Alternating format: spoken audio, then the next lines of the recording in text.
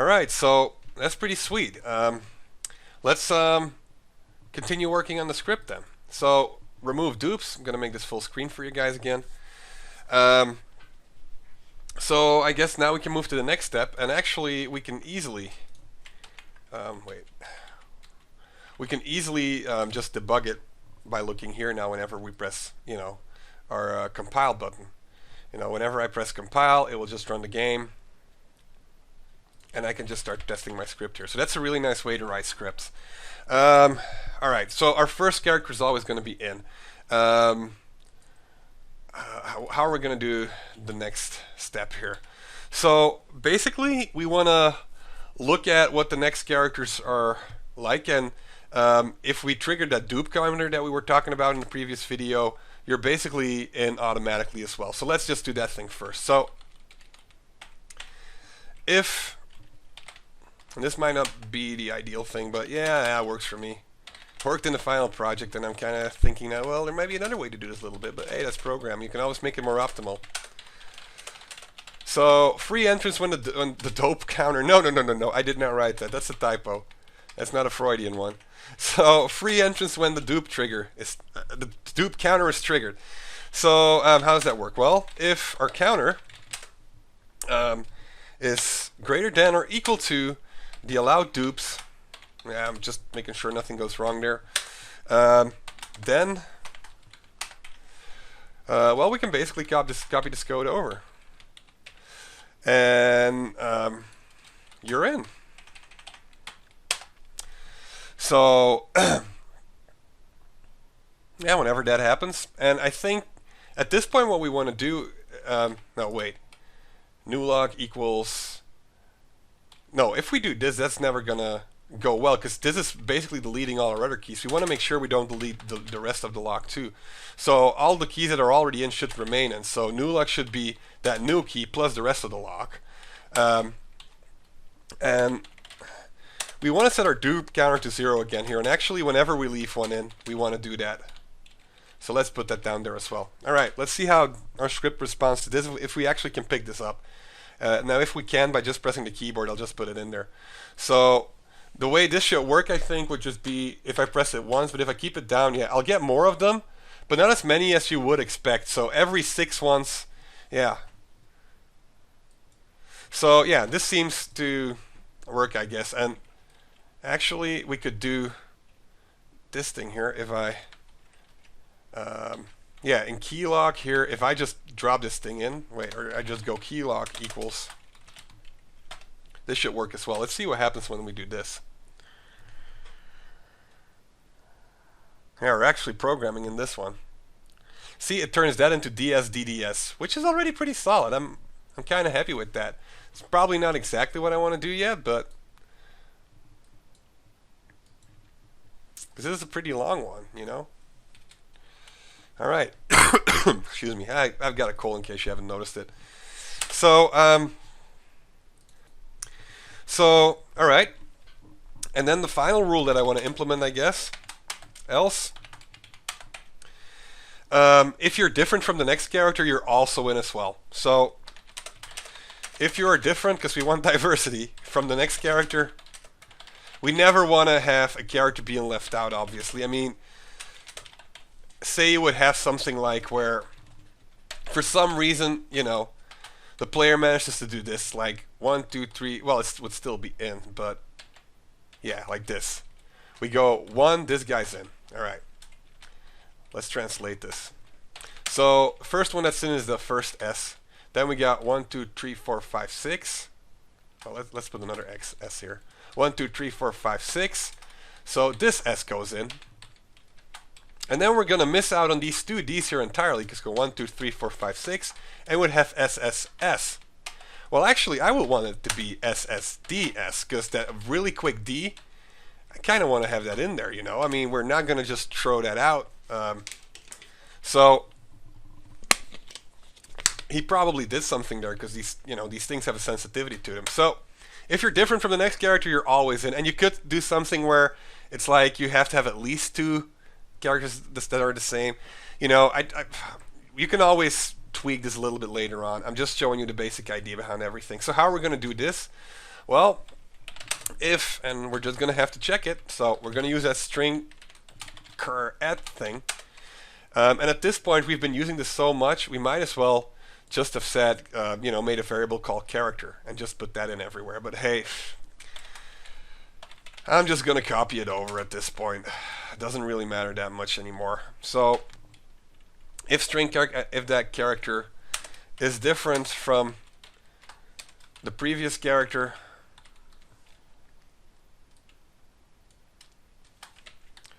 and we don't need that first parentheses, it's different from the previous character.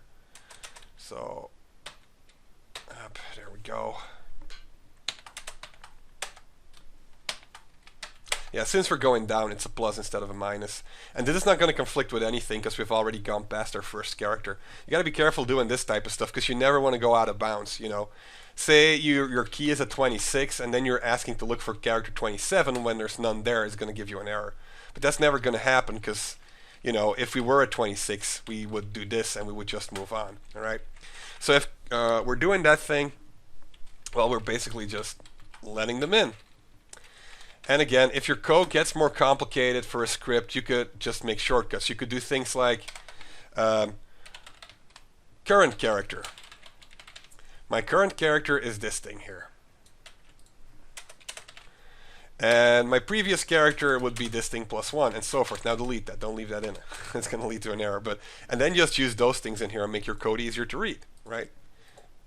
Even this little block we're reusing. So you could write a script that just says X let me in and then just go, you know, X let me in, and you know, for that script to work you probably need current character and previous character and all that kind of stuff, and key lock, so then you'll have to do that kind of stuff. So it's probably not worth it for something as short as this, but you could, you know, try to make your code as readable as possible. Alright, so yeah, I think that's all we need. I'm kind of looking at my actual script that I have on my other screen, but this looks extremely similar, so I think it might be exactly the same thing. So yeah, let's get rid of this thing even here. Whoops. Alright, so I think we're basically done here, and you know, it took me a little longer to figure all this stuff out by myself, but this gets the job done. It might not be perfect, but it works. So only thing that I got is a comment here, return our new lock, so I say you want to add that comment as well. Alright, so remove dupes. Alright, let's see how it works. Let's press F5. And now I'm just going to use Q and W and, oh, yeah, silly me. Go to step, update key lock. Wait a minute, didn't I put that code in here? Alright, now I'm confused. What the?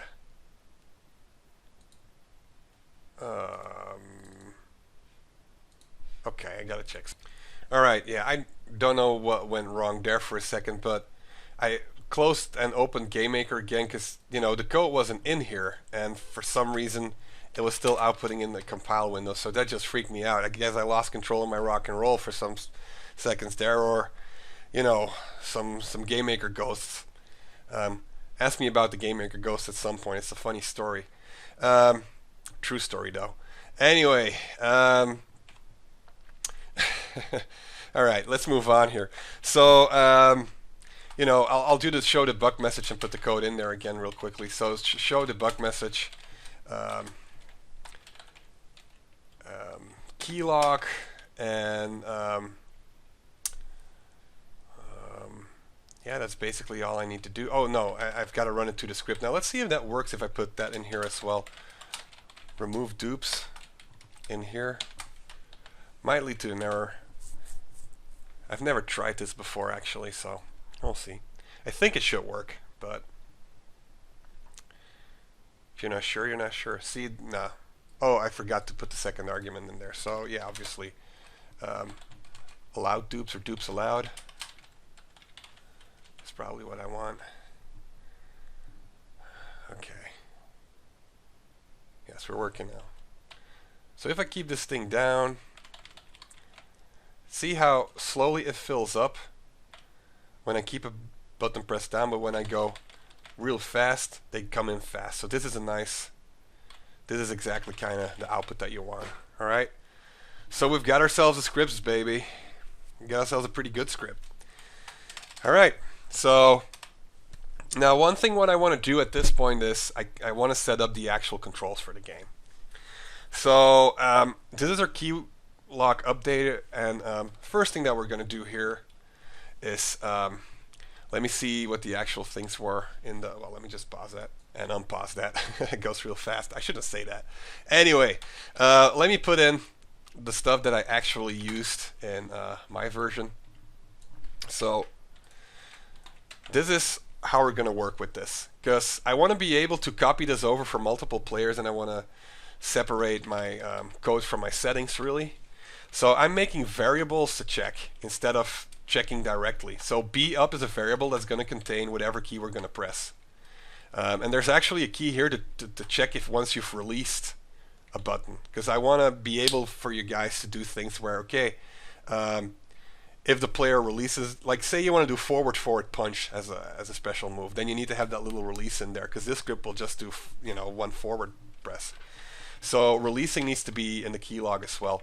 And we're going to assign a button variable for that, and we're going to assign a code variable for that, because we're going to use stuff all over the keyboard. We can't just put letters in, because for example, if you want to use an arrow key or you want to insert button that just doesn't work the same way as a letter does, you can't, you know, write an insert and expect GameMaker to know that's insert. That's why it uses these Unicodes. And the thing with the Unicode, let me get you the table. I think if you type in Unicode, the font tables, yeah, it's called font tables. Here you actually see the numbers that every letter has. So what ORD, the ORD function does, if you remember it, you know, it returns the Unicode from a string. So if you write ORDW, it will actually give back the Unicode for W, which is 87. And you can find those numbers in here. But the thing is, it's not just 2 numbers every time. Sometimes it's 3 numbers. So we're not going to have the key log these things directly. We're just going to use some letters, some codes that we make up ourselves, so we can keep using the system in that way. It will work with Unicode if we just check for 2 characters, but it's just easier that way, all right? So what we're going to do is we're going to map our buttons to these variables: B up, B right, B down, B left, and B LP. LP has nothing to do with vinyl. Well, maybe you guys are not even old enough for that joke. But LP means low punch. It's just common Street Fighter lingo. And then we're going to do C, which is B is button, C is code, C up, right, left, and C release as well, okay? And we're going to set that up in our create. And in our create, and we're going to make a new one, because this is going to be different for player 1 and player 2. So this is going to be set unique variables. So with unique, I mean different for player 1 and player 2. And that's the button mapping and the special moves. And I'm going to copy that over because it's a lot of typing. You guys can just pause it and type it yourselves if you want. So it's this is how I'm going to set it up for player 1. So we're going to use I, L, K, and J for movement.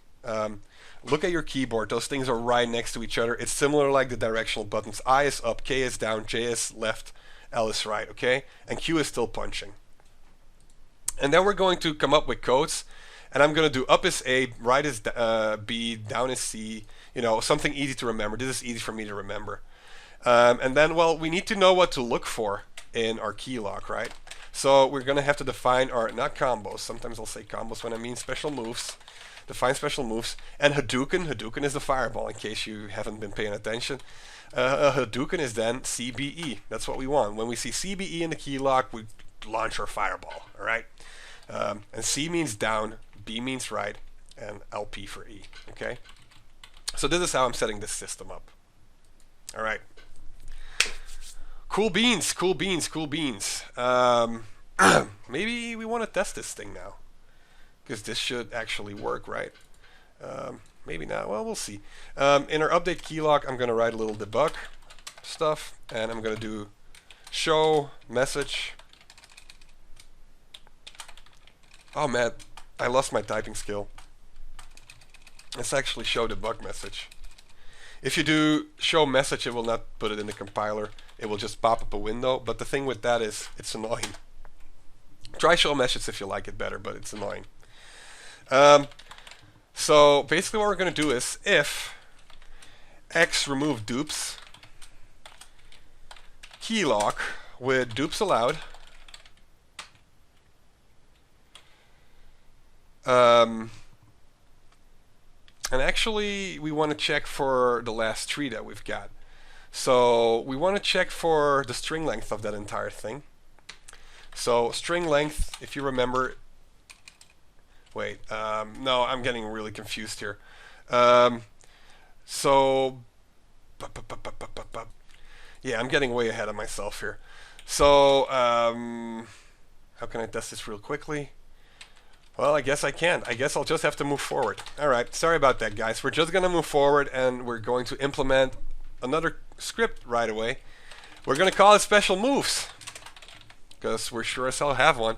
And what we're going to do in the special moves is, we're actually want to see if this thing works now. So, if first we need to have that string length thing again, right? So, what we're going to do is we're going to have to check the string length of our so if the string length, I'm just going to show you guys, if the string length of our key lock, right, if that thing is larger than 3, we're gonna figure out what the last characters are. So the last 3 characters right now, that is an empty string. Okay, boom. If the string length of our keylog is larger than 3, we can actually use this function called string copy. So last 3 is gonna become those last 3 characters. So last 3 is gonna be string copy, and if you don't know what string copy does, I'm just gonna show you real quick. I wish I had some code examples in here. GameMaker is so well documented, but this could be done even better. Alright, so, man, this is a lot of windows I gotta open right now. Alright, here we go. Ah, jeez! Alright, I can't do this at the same time, so we don't do it at the same time. So string copy returns all or a part of another string. So you have to put in the string that you want to copy about. You want to give the position of the first copy you want to copy from, and then the last one. So what would that look like? Well, we're going to start with our, you can see it down here as well. So our string is going to be key lock.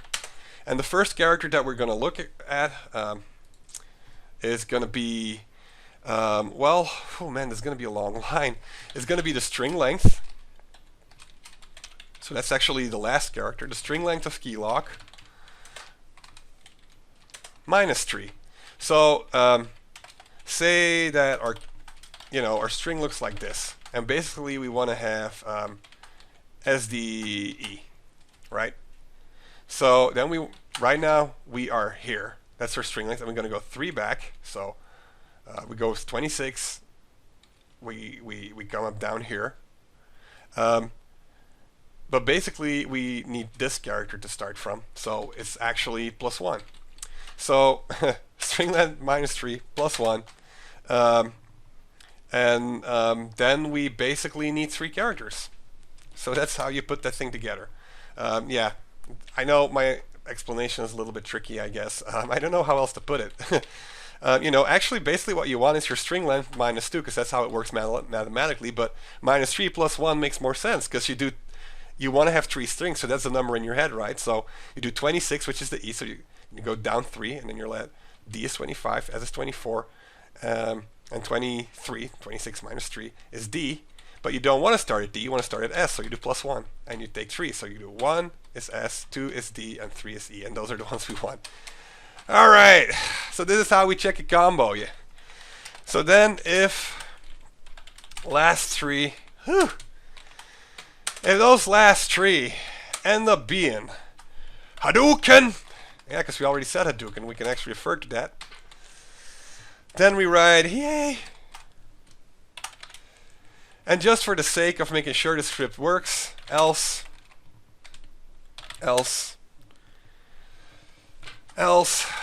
we write nay. Whew. Alright, what do you guys think? That's awesome. Let's do it. Obviously there's an error. So what did I do? Step event, action 2, line 6. Alright. Actually, I don't know why my numbers are gone. There used to be these numbers in front of this and they're gone. Alright, so well actually 1, 2, 3, 4, 5, 6. So I didn't give them the right arguments? Really? Last tree is string copy? I thought string copy had this kind of amount of arguments. String index count. That's exactly what I put in here, right? Oh, wait. String length key lock minus... Oh, this needs to go. Yeah, that's where the error is. So I think this will work. No, it doesn't. At position 37. So that's probably down here. So, list 3. Actually, I'm getting a little bit tired, I guess. Oh yeah, I see what's going on here, man.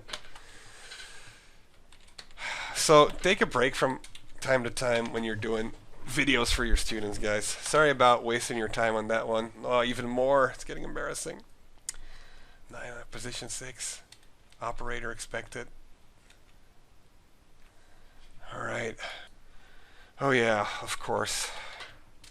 Show the bug message.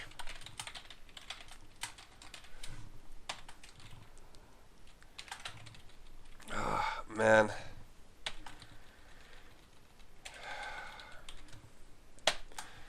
I know some of you are just laughing your ass off when you saw me type yay and nay like that. Alright, nay, nay, nay, nay, nay, nay, nay, nay, nay, nay, nay, nay, nay, nay, nay, nay, nay, nay, nay. So let's do KLQ. Or let's just press some buttons, nothing happens. Let's do KLQ and see if we have a fireball. There was a yay in there. There was another yay in there. Alright, I'm going to turn off the nay because you might not be able to see the yays.